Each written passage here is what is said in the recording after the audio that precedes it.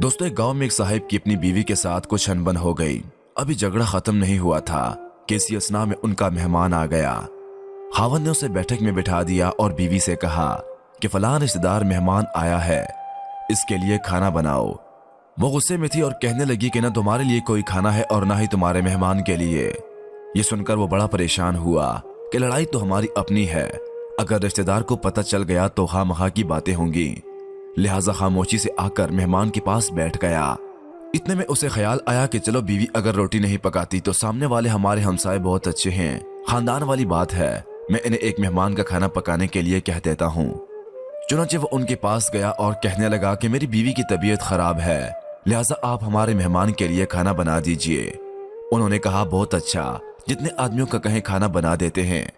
वो मुतमईन होकर मेहमान के पास आकर बैठ गया कि मेहमान को कम से कम खाना तो मिल जाएगा, जिससे इज्जत भी बच जाएगी।